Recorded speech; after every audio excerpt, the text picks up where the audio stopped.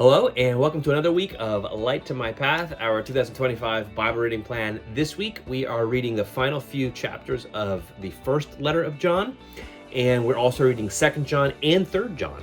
2nd and 3rd John are only one chapter each. Hopefully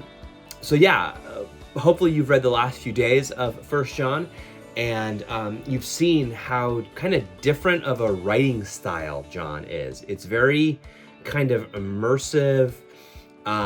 There's a lot of very difficult to follow logic to it.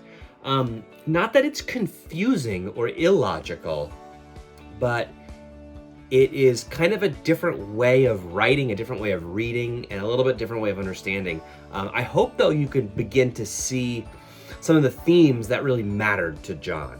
The idea that Jesus, like in the flesh, is God, and it is all about light, life, and love. Those 3 L's. You can get lost in the weeds for sure, and sometimes you're reading and you're like, what the heck did I just read? But when you take a step back, it's all about Jesus, God, light, life, and love. I want to draw your attention just to one of those moments in the 3rd chapter, which will be Monday's reading, verse 16 and 17. Listen to what he writes. He says, "We know love by this, that he, Jesus, laid down his life for us." That's what love is, laying down your life for another. That's what Jesus has done, not just for us, but for the entire world. That's love.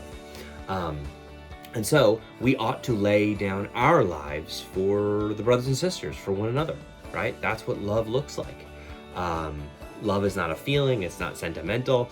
It's not something we do when we feel like it. We lay down all of that. I mean, we lay down our lives, our preferences, our needs for the sake of others. But then in verse 17, he makes it even more specific. How does God's love abide in anyone who has the world's goods, right? Stuff, money, possessions, food, like clothes. Like, how does God's love abide in anyone who has the world's goods and sees a brother or sister in need and yet refuses to help? Isn't that like extraordinarily practical? It really does open my eyes to how the church, like, there should be no poverty in the church. There should be no need.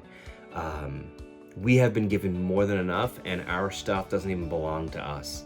It belongs to the brother or sister who's in need. Very, very practical. Anyway, I just want to encourage you to keep reading this, ask questions, get into it. In a few weeks, or I guess in a few months, in December, we'll get into the Gospel of John, which a lot of this language will come back in the Gospel of John. Like, you'll see the parallels. But it's fantastic. 2nd John and 3rd John are in the same vein, the same theme, but you could tell they're also a little different, a little strange. Make sure to check out the Bible Project's video on these 3 letters of John. It is phenomenal, very, very helpful. But yeah, have a great week of reading, and let's practice loving one another better. And just like John says. All right, take care.